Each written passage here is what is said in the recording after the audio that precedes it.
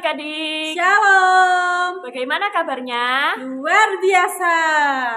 Berjumpa lagi dengan Kak Vane dan Kak Yolanda. Oke, hari ini sebelum kita mulai sekolah minggu, mari kita awali dengan doa yang akan dipimpin oleh Kak Yola.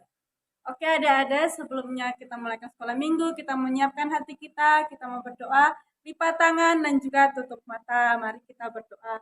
Terima kasih Tuhan buat anugerah-Mu yang selalu Kau berikan dalam kehidupan kami Tuhan, hingga kami boleh bangun dan melakukan aktivitas, dan sekarang kami akan memulaikan sekolah minggu kami Tuhan. Biarlah Engkau mau memberkati sekolah minggu kami dari awal, pertengahan, hingga berakhirnya sesuai dengan kehendak-Mu Tuhan.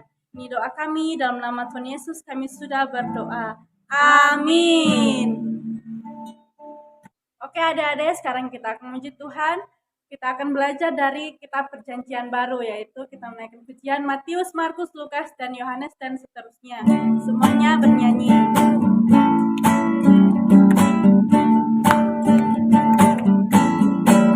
Matius, Markus, Lukas, Yohanes, Kisah Rasul, Roma, Korintus, Galatia, Efesus, Filipi, Kolose, kedua Tesalonika,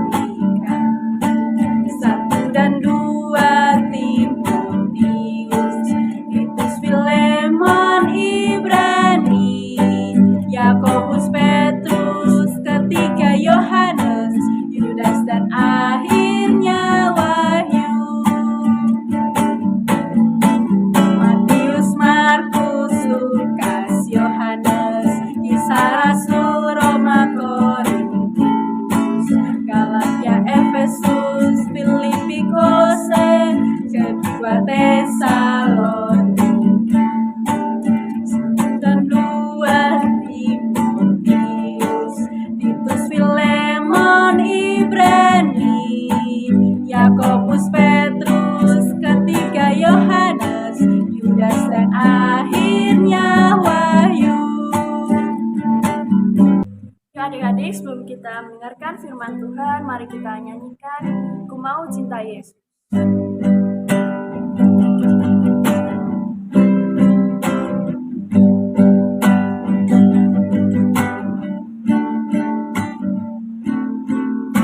Mau cinta Yesus selamanya. Ku mau cinta Yesus selamanya. Meskipun badai silih berganti dalam hidupku, ku tetap cinta Yesus selamanya. Ya Bapa, ya Aba, Bapa, ini aku anakmu, layakkanlah seluruh hidupku. Ya Aba, Bapa, ini aku anakmu, pakailah sesuai dengan rencanamu. Pakailah sesuai dengan rencanamu. Pakailah sesuai dengan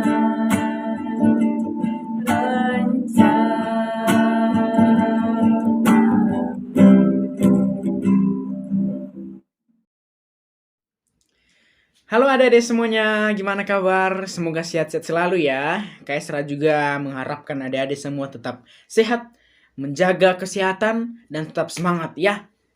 Nah adik-adik, pada saat ini kita akan mendengarkan firman Tuhan sebentar lagi. Dan kita berdoa terlebih dahulu ya. Mari kita berdoa.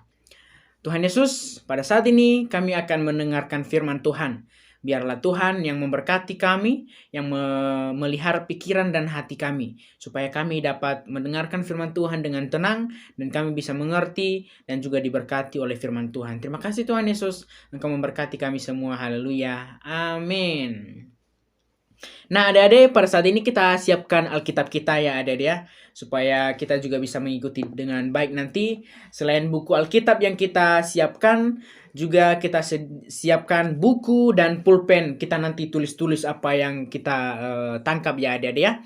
Nah, pada saat ini Kak Esra akan membahas tentang taat pada aturan. Ya, ini tema kita adik-adik, tema renungan kita taat pada aturan. Nah, eh nats atau ayat yang kita bahas pada saat ini adik-adik dari Matius pasal 17.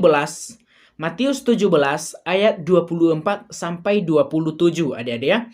Jadi Matius 17 ayat 24 sampai 27. Kak Esra akan bacakan langsung ya adik-adik ya. Ketika Yesus dan murid-muridnya tiba di Kapernaum, datanglah pemungut bea bait Allah kepada Petrus dan berkata, "Apakah gurumu tidak membayar bea dua dirham itu?" Jawabnya, "Memang membayar." Dan ketika Petrus masuk rumah, Yesus mendahuluinya dengan pertanyaan, "Apakah pendapatmu Simon? Dari siapakah raja-raja dunia ini memungut bea dan pajak? Dari rakyatnya atau dari orang asing?" Jawab Petrus, "Dari orang asing." Maka kata Yesus kepadanya, "Jadi bebaslah rakyatnya. Tetapi supaya jangan kita menjadi batu sandungan bagi mereka, pergilah memancing ke danau. Dan ikan pertama yang kau pancing, tangkaplah dan bukalah mulutnya, maka engkau akan menemukan mata uang 4 dirham di dalamnya. Ambillah itu dan bayarkanlah kepada mereka, bagiku dan bagimu." Nah, adik-adik, di sini nats yang kita bahas, teks yang kita bahas berbicara tentang bagaimana Yesus taat pada aturan di kota Kapernaum adik-adik ya. Waktu dia masuk di kota Kapernaum bersama Petrus adik-adik, dia didatangi oleh pemungut pajak ya, pemungut pajaknya adik-adik ya. Dan Yesus taat pada aturan adik-adik. Dia nggak melawan aturan itu. Dia nggak melanggar aturannya. Mungkin karena dia Tuhan, ya dia bebas-bebas suka-sukanya dia. Tapi tidak. Tuhan Yesus menjadi teladan bagi kita. Dia taat pada aturan yang berlaku di tempat itu. Apa? Dia membayar pajak pada waktu itu adik-adik ya. Jadi dia menyuruh, karena pada waktu itu mereka nggak bawa uang adik-adik. Dan dia menyuruh Petrus untuk memancing ke danau ya. Dan dia bilang kepada Petrus, "Ikan yang kamu tangkap, yang kamu pancing pertama itu kamu tangkap, kamu buka mulutnya, ada uang di dalam mulutnya, ada 4 dirham. Nanti kamu bayarkan kepada pemungut pajak itu untuk saya dan untuk kamu ya." Dia berikan mandat seperti itu kepada Petrus. Nah, adik-adik. Nah, Yesus menyuruh Petrus untuk memancing dan mengambil uang itu untuk membayarkan pajak kepada para pemungut di situ, adik-adik ya. Dan adik-adik, yang perlu kita pelajari di sini adalah bagaimana kita bisa tetap taat pada aturannya, adik-adik. Tuhan taat pada aturan di mana dia berada. Lalu kita juga mestinya harus tetap taat pada aturan dimanapun kita berada adik-adik ya. Baik dalam keluarga kita, aturan papa mama dalam keluarga, aturan dalam sekolah kita, di gereja, dimanapun kita berada, kita mestinya taat pada aturan adik-adik ya. Dan yang kedua adik-adik, percaya bahwa Tuhan adalah Maha Penyedia ya, Maha Penyedia. Waktu Petrus memancing ikan, siapa yang tahu kalau dia akan mendapatkan uang di dalam mulut ikan itu? Kan gak ada yang tahu adik-adik. Tapi karena dia percaya bahwa apa yang dikatakan Yesus itu adalah benar, itu adalah perintah dari Tuhan, maka dia melakukannya. Dan pada akhirnya dengan iman dia percaya dan melakukan apa yang Tuhan Yesus perintahkan adik-adik. Akhirnya dia mendapatkan uang di dalam mulut ikan itu dan membayarkan kepada mereka. Artinya di sini kita bisa mengetahui bahwa Tuhan itu Maha Penyedia. Di waktu kita susah, di waktu kita kesulitan adik-adik, di waktu kita mungkin nggak ada uang, pasti ada jalan ya. Pasti ada jalan. Tuhan pasti membukakan jalan bagi kita semuanya. Intinya kita tetap percaya dan meminta pertolongan dari Tuhan yang ada dia. Jadi dua hal yang sangat penting yang kita lakukan adik-adik. Yang pertama adalah tetap taat pada aturan dimanapun kita berada. Dan yang kedua adalah tetap percaya bahwa Tuhan adalah Maha Penyedia.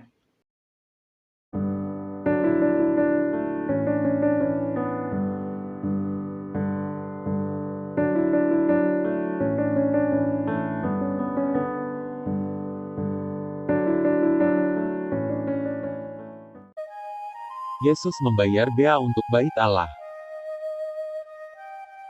Ketika Yesus dan murid-muridnya tiba di Kapernaum, datanglah pemungut bea bait Allah kepada Petrus dan berkata, "Apakah gurumu tidak membayar bea 2 dirham itu?"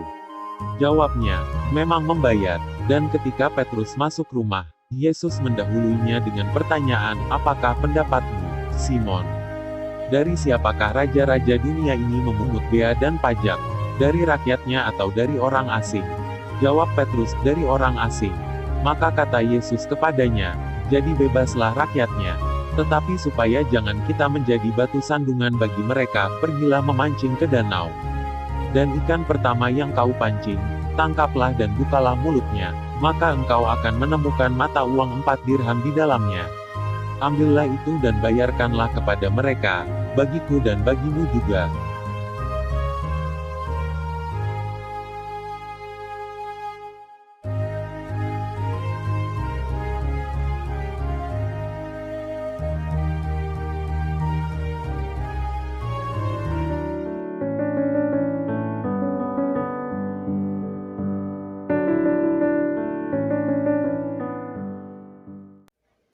Nah, adik-adik, setelah kita menonton video tadi, ternyata Yesus benar-benar menjadikan dia sebagai teladan bagi kita untuk tetap taat pada aturan dimanapun kita berada, adik-adik ya. Dia membayarkan pajak bait Allah kepada para pemungut itu, ya, supaya nggak menjadi batu sandungan bagi orang-orang di situ, adik-adik ya. Jadi dia taat pada aturan.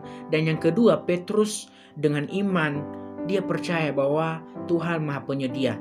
Ya kan kita nggak pernah berpikir bahwa di dalam ikan itu pasti ada uang, ada ya, nggak mungkin lah, di mana ikan itu mendapatkan uang.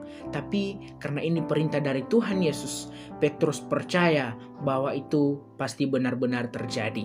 Ya adik-adik ya, jadi itu yang perlu kita lakukan setiap hari, taat pada aturan dimanapun kita berada. Dan yang kedua, tetap percaya sama Tuhan, bahwa Tuhan adalah Maha Penyedia apapun yang kita butuhkan. Oke adik-adik, demikian singkat renungan kita pada saat ini. Biar Tuhan yang memberkati kita semua. Sampai jumpa di lain waktu. Tuhan memberkati.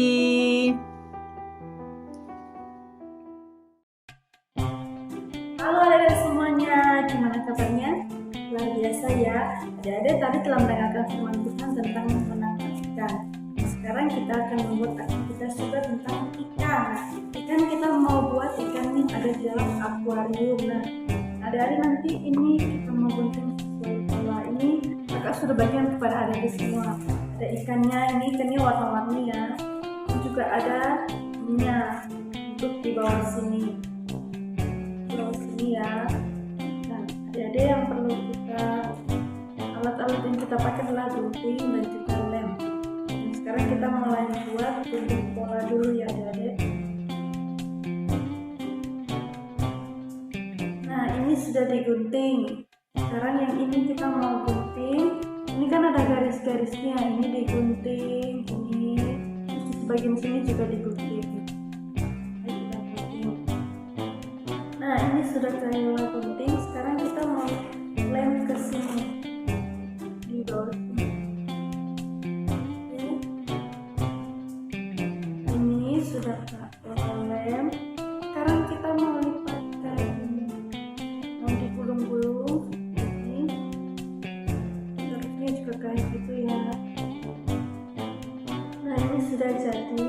Nanti setelah ini adik-adik kasih ikannya di sini. Ikannya itu ada 2, tapi ikannya digambar dulu ya, dikasih mulut dan juga dikasih mata-mata. Nah mata-mata juga Kak Yola sudah kasih kepada adik-adik semua.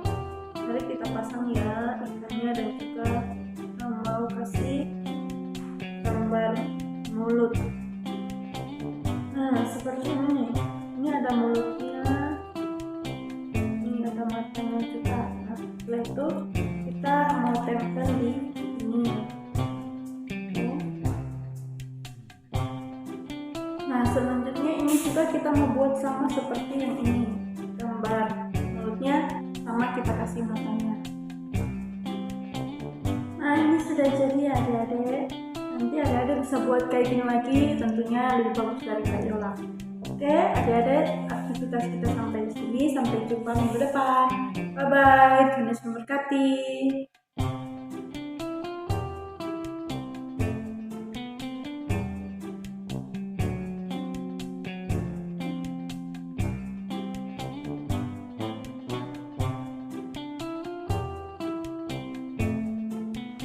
Tuliskan jawaban di kolom komentar atau kirim ke WA ya. Setiap jawaban yang benar akan mendapatkan reward. Nanti bisa ditukar hadiah loh. Jadi jangan lupa untuk tuliskan di komentar ya. Terima kasih.